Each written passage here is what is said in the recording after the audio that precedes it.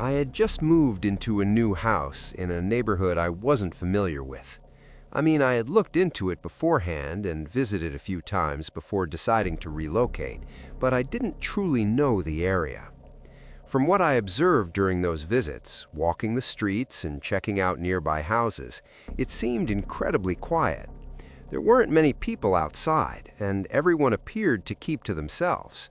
Even on moving day, when I had the big truck parked out front and was constantly going in and out with boxes, no one came over to introduce themselves or even wave. I didn't necessarily mind. I've always been the quiet neighbor anyway. But I couldn't help noticing that everyone else seemed the same way. It made it difficult to get a sense of who exactly was living around me. This all started on the second night after I moved in. I hadn't begun my new job yet, so I was spending my days trying to organize the house and unpack endless boxes. I stayed inside almost the entire day, partly because it was snowing heavily outside, but mostly because I felt overwhelmed by the clutter and just wanted everything finished as quickly as possible. That night, exhausted, I went to bed early, around 8 p.m. When I woke up, I immediately knew something was off. It didn't feel like morning. I rolled over and checked my phone. It was 2 a.m. Just as I was about to wonder why I'd woken up so suddenly, I heard it, a strange scraping noise. It was dull and muffled, followed by a soft, airy thump. A few seconds later, scrape, thump. Then again, scrape, thump, over and over, steady and rhythmic. Confused and still half asleep, I got out of bed and walked over to the window. I looked down toward my driveway, and that's when I saw him. A man was out there shoveling snow. He moved slowly back and forth, dragging the shovel along the pavement, lifting a line of snow and tossing it aside. He was completely covered in dark winter clothing, so I couldn't make out much about him. I probably stood there watching for 2 or 3 minutes, and honestly, it unsettled me. I had just moved in. Maybe he was trying to do something kind, but at 2 in the morning, without ever speaking to me? Something about it didn't sit right. After a few minutes, I stepped away from the window and went downstairs. I slipped on my shoes, threw on a jacket, and opened the front door to introduce myself, at the very least to figure out what was happening. But the moment I stepped outside, he was gone, completely gone. It didn't even look like he had finished. Half the driveway was still covered in snow, like he had stopped in the middle of a section and simply walked away. I stood there in the freezing air, scanning the street. Every house was dark. The entire neighborhood seemed fast asleep. Not a single other driveway had been shoveled. After a minute, feeling uneasy, I went back inside and returned to bed. The next day, I spent hours unpacking again, half expecting that man to knock on my door and introduce himself, but he never did. Snow continued to fall on and off, covering everything in a fresh white layer. Eventually, I convinced myself I might never get an explanation for what had happened. That night, I stayed up later since I had my TV set up, but I was still exhausted and went to bed around 11 p.m. And once again, a little after 2 a.m., I woke up. The same muffled scraping sound filled the silence. I rushed to the window. It was him, the same man, methodically shoveling my driveway. This time, I didn't hesitate. I hurried downstairs, quickly pulled on my coat and boots, and stepped outside. But just like the night before, he was gone, vanished, no sign of him anywhere. The longer I stood out there in the bitter cold, the more a deep, unsettling feeling settled into my chest. I waited 15 minutes, hoping he might return. He didn't. Eventually, I went back to bed. This continued for several more nights. I would wake up at the exact same time to that familiar scraping sound. I'd look out the window and see him there, moving slowly, almost mechanically, shoveling my driveway. I eventually stopped trying to confront him. Instead, I'd just watch for a moment and then force myself to lie back down. I didn't know what to do. Maybe he had some strange connection to the house or the previous owners. Maybe he didn't even realize someone new had moved in. Despite the intense unease and the constant sense that something wasn't right, I couldn't exactly call the police. What would I even say? There's a man showing up every night to shovel my driveway for free? It sounded ridiculous. But I swear there was something disturbing about the way he moved and the way he disappeared every single time I tried to approach him. Deep down, I knew this wasn't normal. On the 6th night, I woke up again to the same scraping sounds. Even though I already knew what I would see, I got out of bed and headed toward the window. But just before I reached it, the sound abruptly stopped. I froze. Less than a second passed between the noise stopping and me reaching the glass. When I looked outside, he wasn't there. There was no way he could have run off that quickly. The driveway was completely shoveled. I stood there staring into the darkness, absolutely certain he was still somewhere outside. It felt like he knew I was at the window. After a few minutes of silence, frustration replaced fear. I ran downstairs, pulled on my coat and boots, and swung open the front door. I nearly stumbled backward. He was standing on my porch, just 1 foot from the door. He was tall, holding the shovel loosely at his side. His thick, scraggly beard was dusted with snow, and his shoulder-length black hair hung wet around his face. His eyes locked onto mine, intense, hollow, and deeply unsettling. He looked severely sleep-deprived, almost sickly. For several seconds, I couldn't speak or move. Pure terror rooted me in place. What made it worse was that he wasn't moving either. He just stood there, staring at me from barely a foot away. Finally, forcing myself to breathe, I managed to ask what he was doing. His eyes tightened slightly, as if heavy with exhaustion, and then, without a word, he turned and walked off the porch. I stayed frozen in the doorway, watching him walk down the driveway, out to the road, and continue down the street until he disappeared into the darkness. I closed the door slowly, my heart pounding. That was the moment I seriously considered calling the police. But what would they do? He was gone. I didn't know who he was. Technically, he hadn't done anything yet. I'd be calling based purely on instinct, a feeling that something was very wrong and that something worse might happen. I doubted they would take that seriously. So once again, I went back upstairs and eventually fell asleep. The next day, it didn't snow at all. With the house finally organized, I was able to relax for most of the day. Still, the unease lingered. I didn't know anyone in the area. I had no one to talk to about what was happening. Being in an unfamiliar place made everything feel heavier. That night, I woke up at 2 a.m. like clockwork, but this time there was no scraping sound. My body had simply grown used to waking at that hour, anticipating him. I lay there in the silence, listening carefully. The quiet felt unnatural. I closed my eyes and tried to drift back to sleep. Then I heard it, a faint thump downstairs. It was subtle, so soft I almost questioned whether I'd imagined it. On its own, it sounded like nothing more than the house settling. But with everything that had happened, and with the time reading 2 a.m. yet again, I couldn't ignore it. I listened for another full minute. Nothing. Still, I knew I wouldn't sleep unless I checked. I slowly got out of bed and walked downstairs. As I moved through the hallway, my eyes locked onto the front door. When I reached it, still staring at it, something in my peripheral vision caught my attention. I turned my head toward the living room. He was standing there, in the middle of the room, his back facing me, holding the shovel. He wasn't moving at all. It was nearly pitch black in there, and he just stood in the darkness as if he didn't know I was behind him, or didn't care. A wave of panic surged through me. I ran upstairs, locked myself in my bedroom, and dialed 911. The house remained eerily silent. An officer arrived about 5 minutes later. He discovered the back door open. No one else was inside. I explained everything. The officer filed a report, but there wasn't much follow-up. I don't understand why.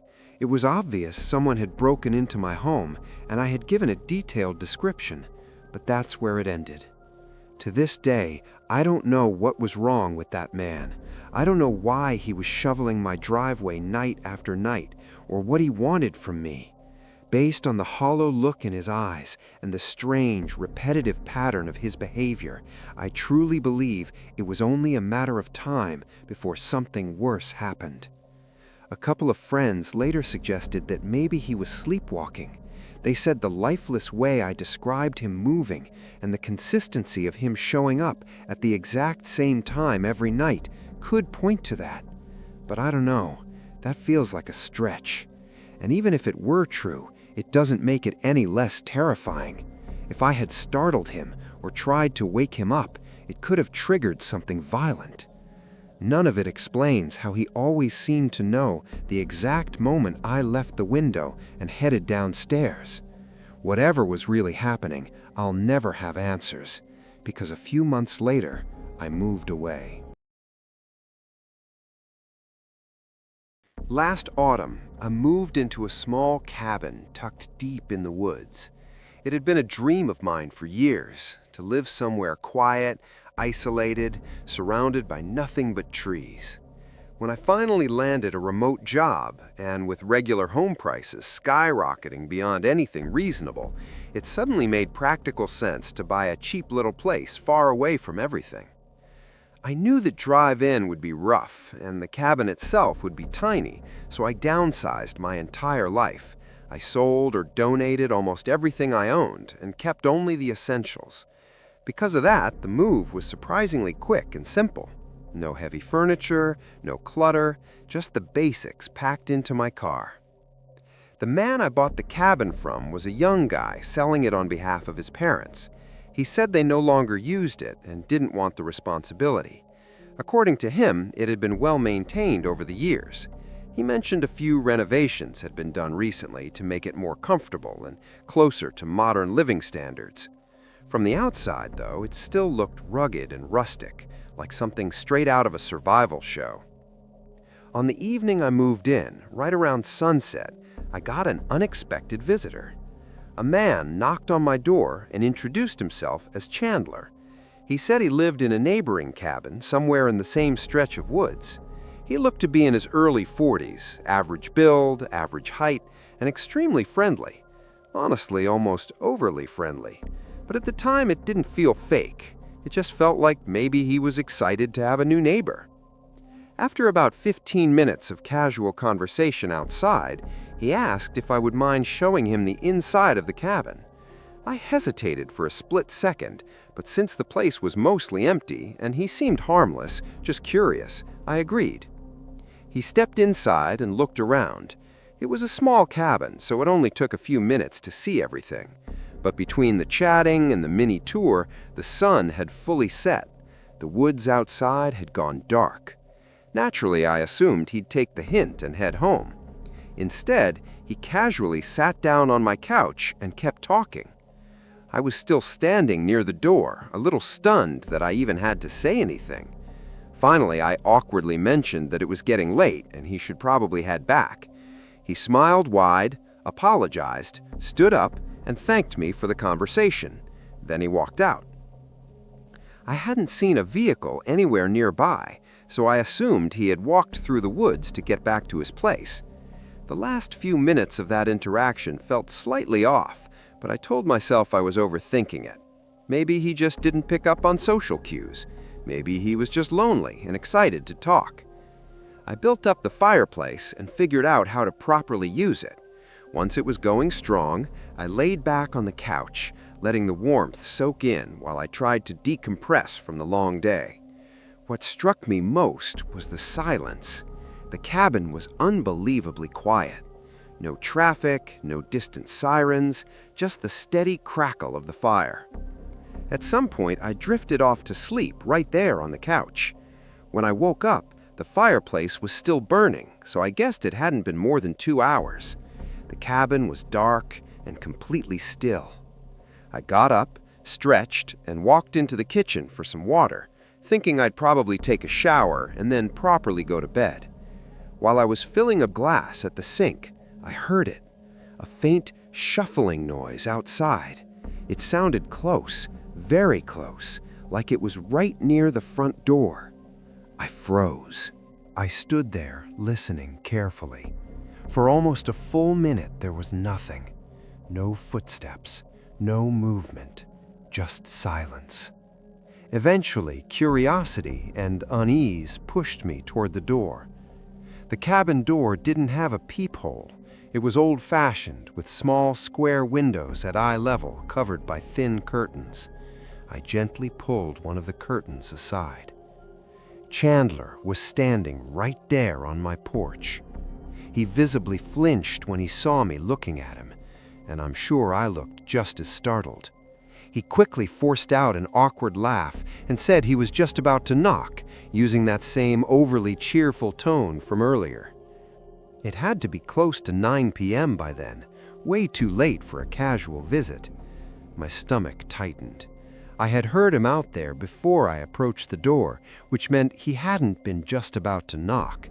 Who knows how long he had been standing there in the dark? "What are you doing back here? It's really late, Chandler," I said, glancing behind him. Once again, I didn't see a vehicle anywhere. He laughed again and said he wanted to invite me to join him at a campfire he had going at his cabin. There was absolutely no way I was agreeing to that. Still, I asked where exactly his cabin was. He had mentioned earlier that it was nearby, but I wanted to know precisely how close he was to me.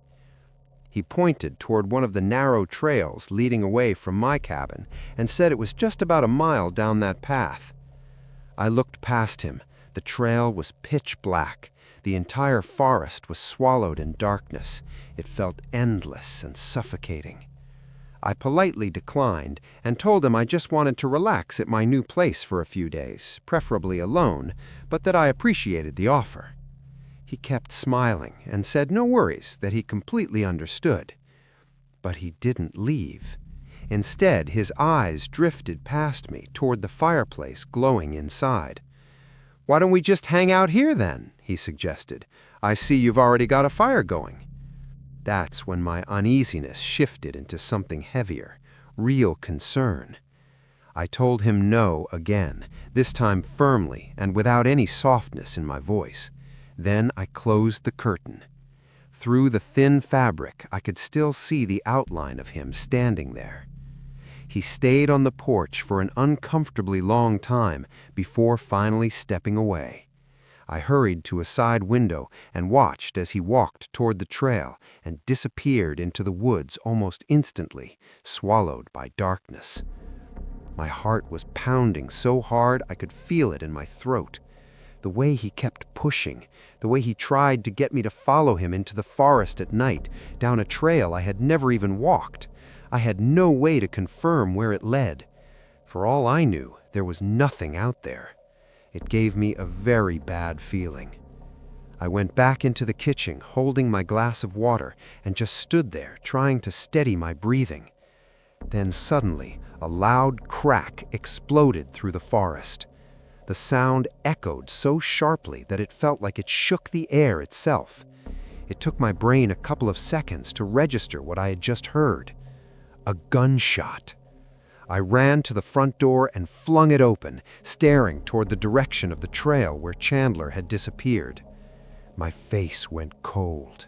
The shot had come from somewhere along that exact path. Before I could even fully process what that meant, Chandler came bursting out of the woods. He was sprinting straight toward my cabin, screaming for help. It was so dark that by the time I could clearly see him, he was practically at my doorstep. Within seconds, he rushed past me and into the cabin without hesitation. No one followed him. No second figure appeared in the trees. I turned slowly and looked at him. He was hunched over in my hallway, breathing heavily, saying he'd been shot. His hand was clutching the side of his stomach. But something was wrong. Because of the way he was bent over, his shirt had lifted slightly, and that's when I saw it, the silver grip of a handgun tucked into his waistband. My mind started racing. Adrenaline surged through me, and every detail sharpened all at once. In one quick motion, I stepped toward the entry table, grabbed my car keys, and bolted out the door. Chandler called my name a couple of times, but he didn't try to physically stop me. I didn't look back.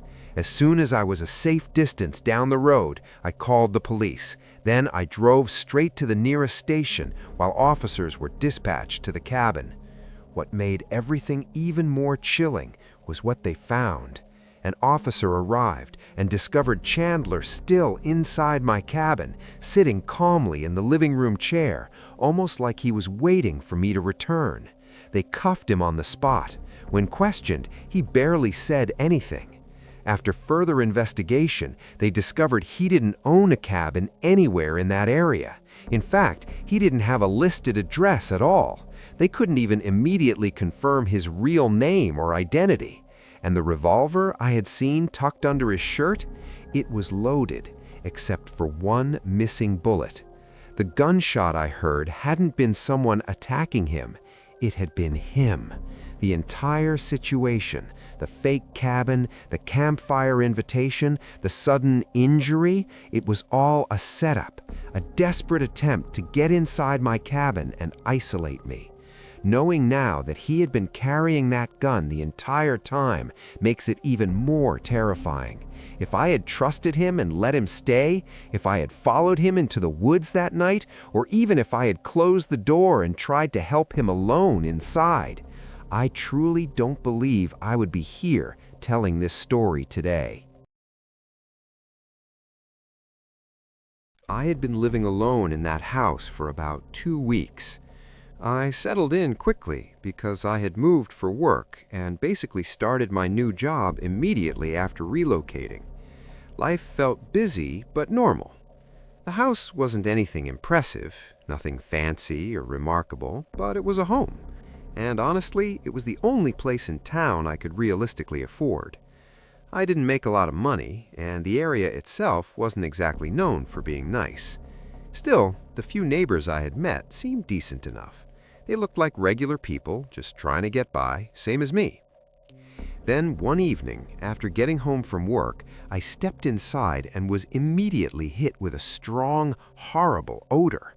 It was overwhelming, rancid, thick in the air. I had no idea what it was or where it was coming from. I walked through the entire house, checking every room, opening cabinets, peeking into closets, even scanning the trash cans. I couldn't find a single thing that could explain it. After a few hours, the smell slowly faded. Eventually, it seemed to disappear completely. I convinced myself it must have been something random, maybe from outside, and I let it go. Until the next day. When I got home from work again, that same rotten stench hit me the second I opened the door. This time, I did a much more thorough search. I checked everything, top to bottom, every room, every corner. I still didn't find a clear source for the smell. But I did notice something strange. The sliding glass back door was unlocked. The latch had been flipped up.